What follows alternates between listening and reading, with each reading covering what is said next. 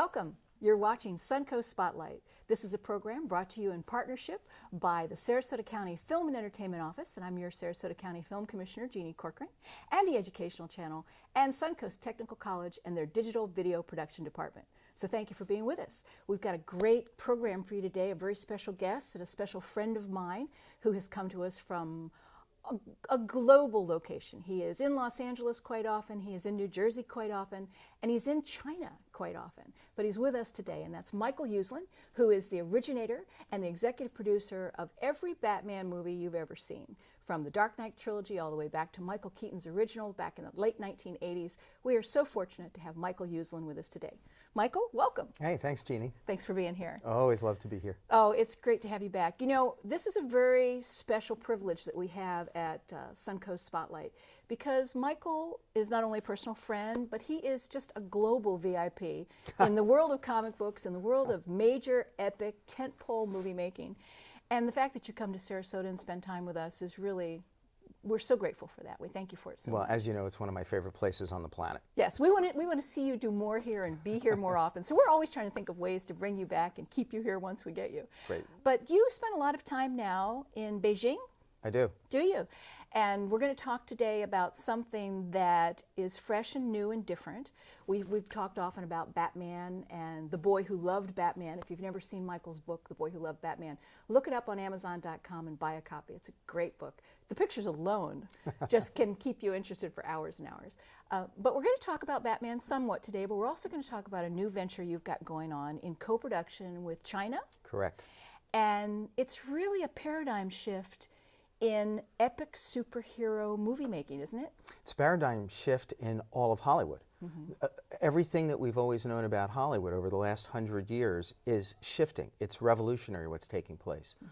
And as I always like to say, the sleeping giant has awakened, and that sleeping giant is China. That is having an impact already, and as the years now begin to pass, it's just going to be bigger and bigger. And if you don't, as a filmmaker, get out of your comfort zone and engage with China and Asia, you are going to quickly become irrelevant because we need to understand we now live in a global village. And if we don't come together and sit at the same table, engaged as full partners with people from other countries and other cultures to make content that works all over the world, then we are going to be left behind.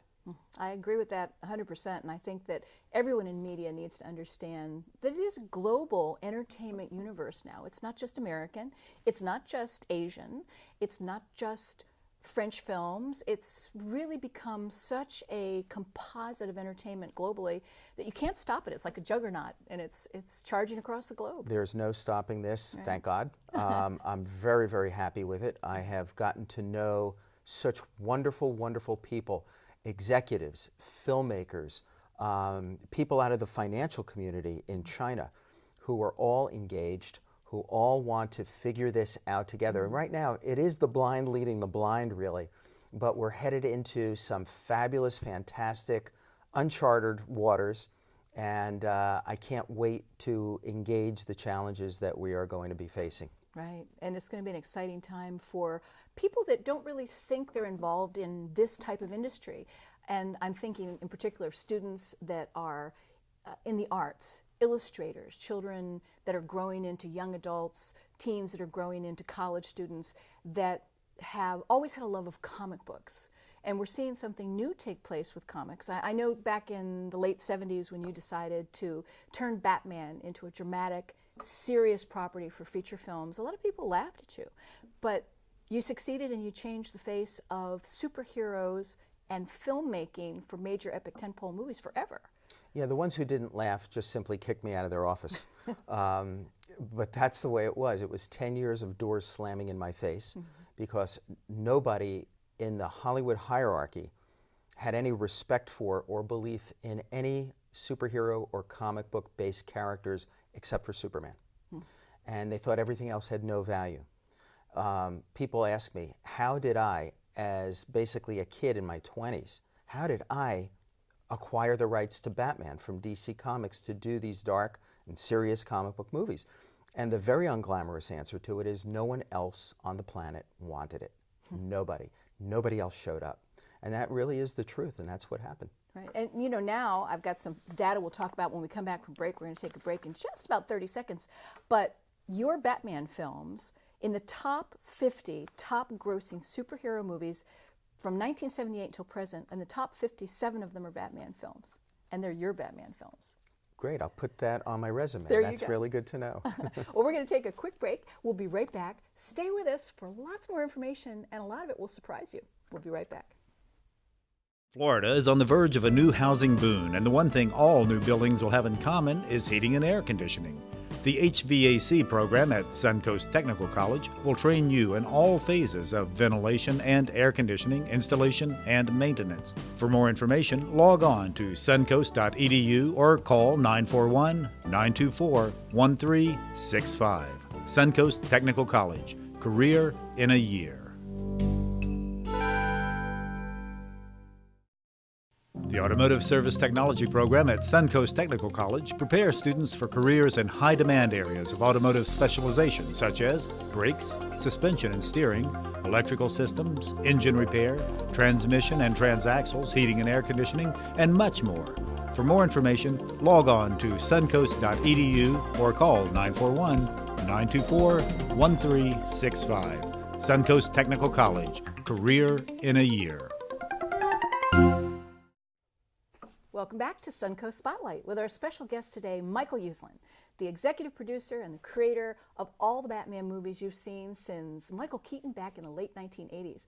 But Michael's brought us something new to talk about today, and we're going to talk about not only the new Omni-Media Global Project, but we're going to talk about China co-production a little bit more because it's going to change the world as we know it when it comes to entertainment in general. Michael, let's talk a little bit, if we can, about Thunder Agents. Yeah. Let me just hold this up. This is a comic from the 1960s. Celebrating its 50th anniversary 50th right anniversary. This is, I have the whole series of this because I must admit, I am a fangirl and I am a comic geek, but I have the original 20 from the 60s that I collected when I was a kid. And this is that version. This is from the early 1990s. This is the second version of it. And this is what you announced at Comic-Con in November of 2015. And this is the 50th anniversary.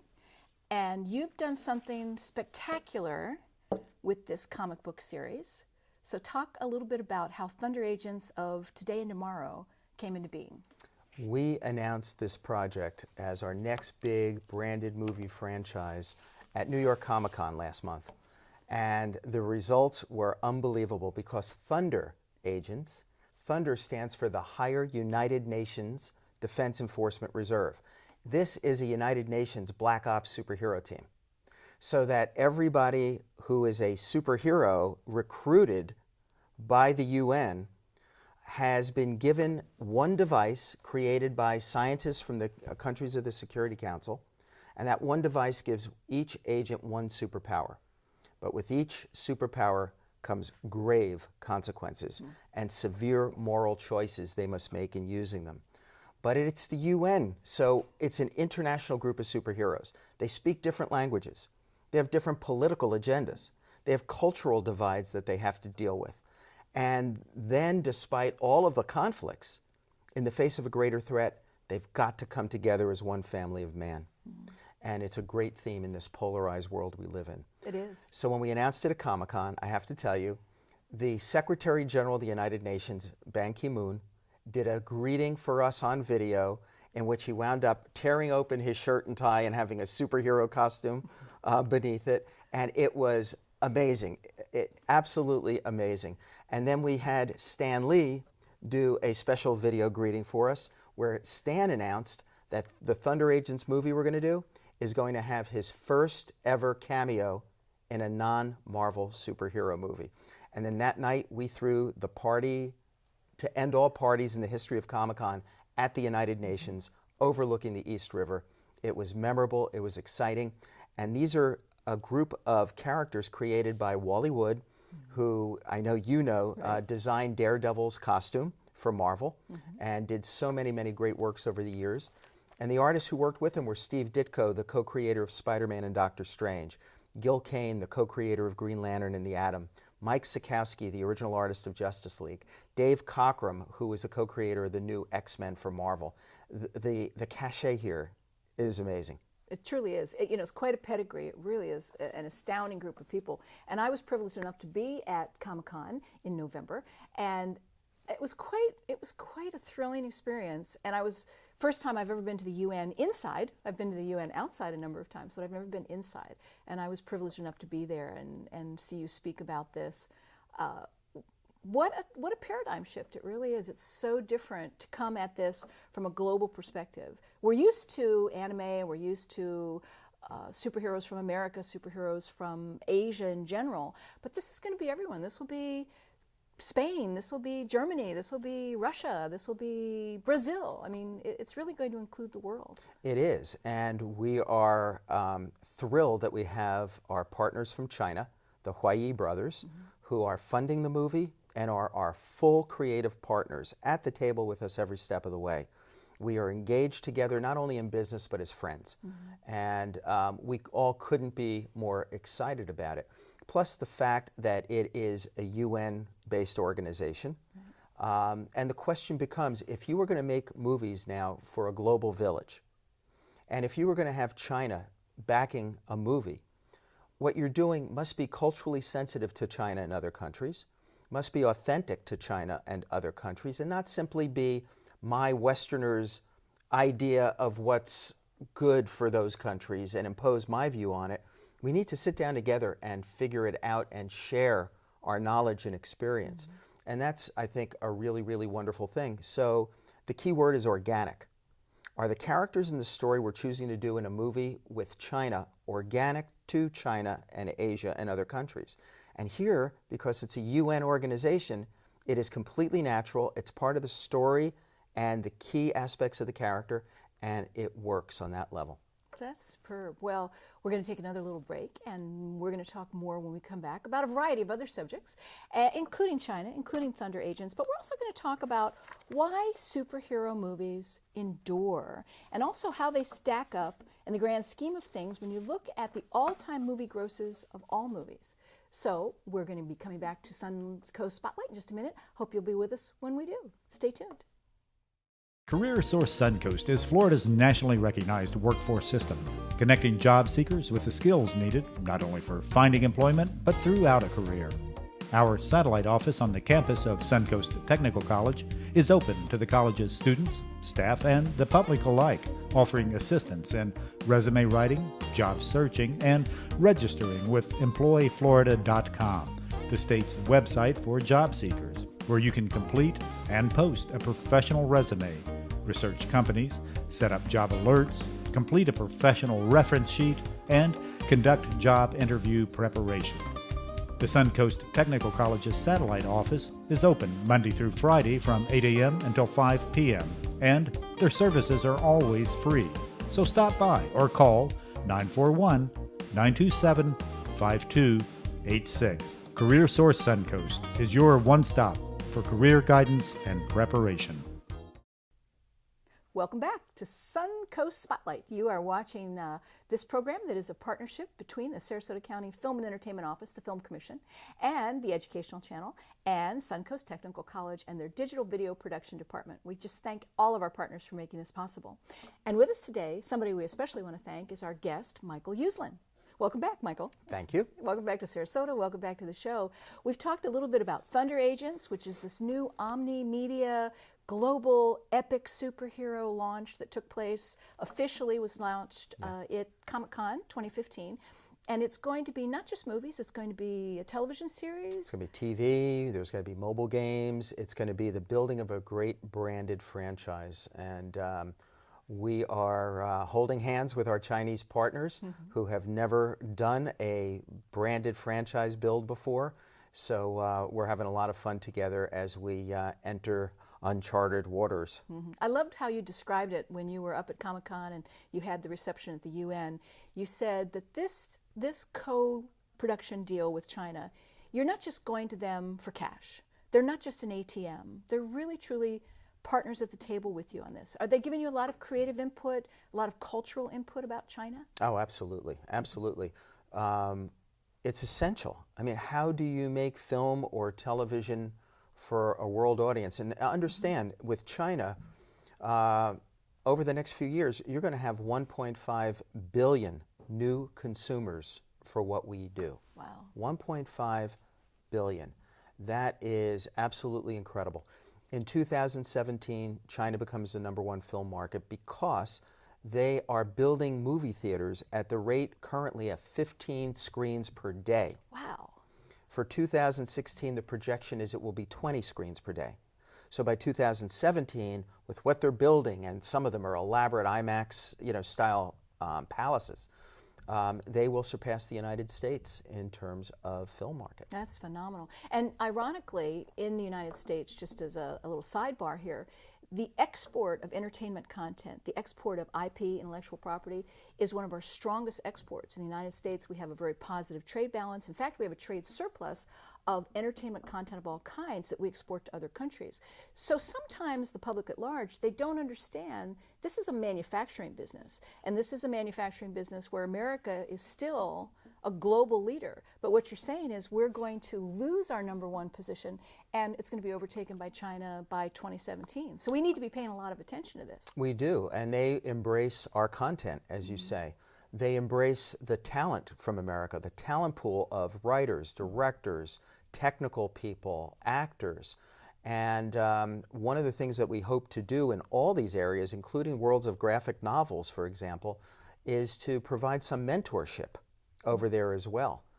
That's a very significant role that we can take in this whole process, because they are not quite where we are in terms of experience at doing what we do.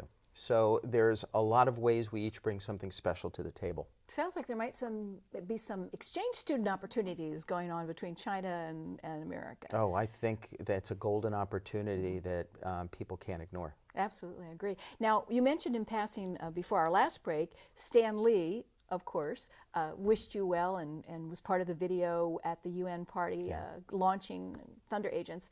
Stan Lee did something else recently, and why don't you tell me a little bit about that? Well, Stan's new autobiography, which is told in graphic novel format, it's called Amazing, Fantastic, Incredible. It came out this last week. It's #1 on the New York Times bestseller list for graphic novels. And he had let me know that I was going to be in it, and I thought, well, all right, I must be in a panel somewhere, but what context could that be? And then when he sent me a copy, I was thrilled as the 8 or 12-year-old Micheal ever could be thrilled to find I was in 5 pages of it. You have a copy, don't you? I have a copy of it. I will probably carry that with me everywhere I go for the next 5 or 10 years.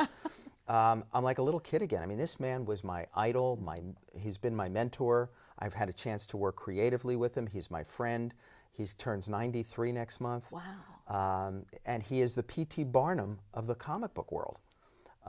He really is an amazing, amazing person. He's an amazing, fantastic, incredible person. And I was just privileged. And for the first couple of hours, 12-year-old Micheal, I let him out, and he was doing cartwheels down the hall. I'll bet. And you're going to show him in the first film, aren't you? Isn't he going to have a cameo at some point? He is. He's in Thunder Agents. Wow. And this is the first time it's ever been? Yeah, he's never done a cameo in a non-Marvel superhero comic book movie. So this is going to be a first in Thunder Agents. Wow. And at 93 years old, we hope that he'll be in many more to come, but that'll be just a real gem to have him on film at that age. It's going to be great. It is going to be great. We're going to take a little short break in just a moment, and when we come back, we're going to maybe see a couple pages of the Stan Lee autobiography with a few pages of Micheal Uslan in there, and talk a little bit more about where your future is going and where it's going to impact it for students of today and tomorrow. Stay with us. We'll be right back.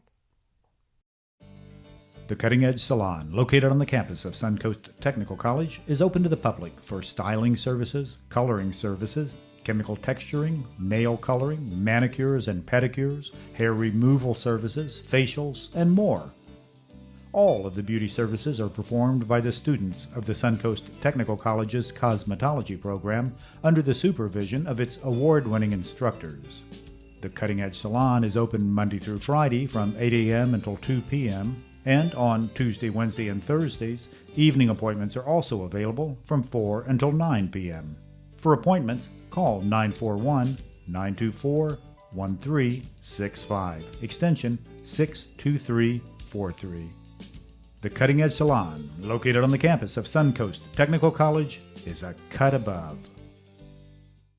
Welcome back to Suncoast Spotlight with our special guest today, Micheal Uslan, the boy who loved Batman, and now the boy who loved Thunder Agents, as well as co-production deals with China. So much going on. Micheal, thanks for being with us again. Thanks, and Jean. thanks for all the information you always share.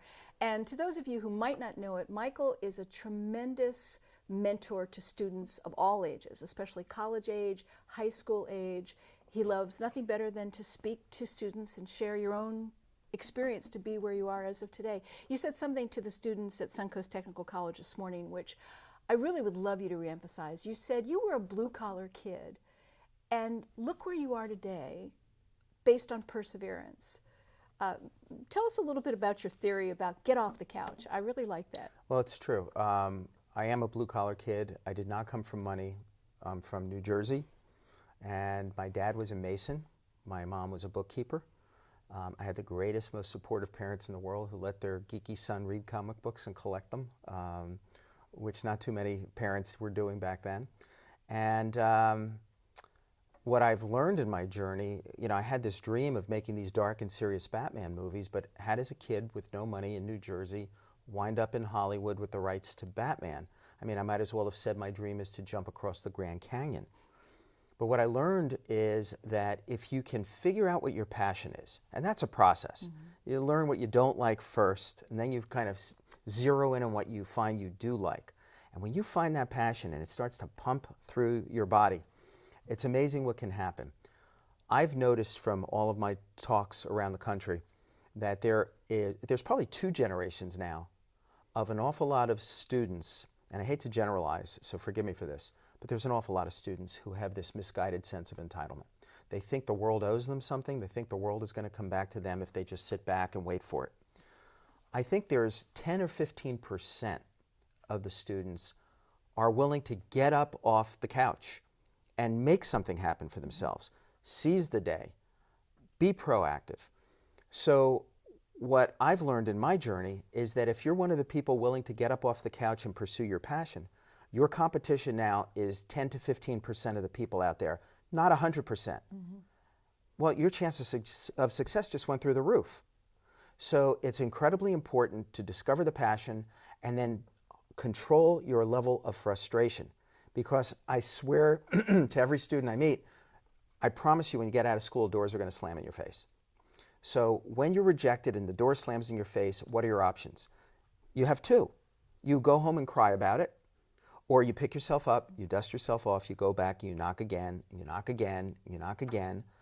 And the point is, these dark and serious Batman movies, these were born on my bloody knuckles from just knocking on so many doors.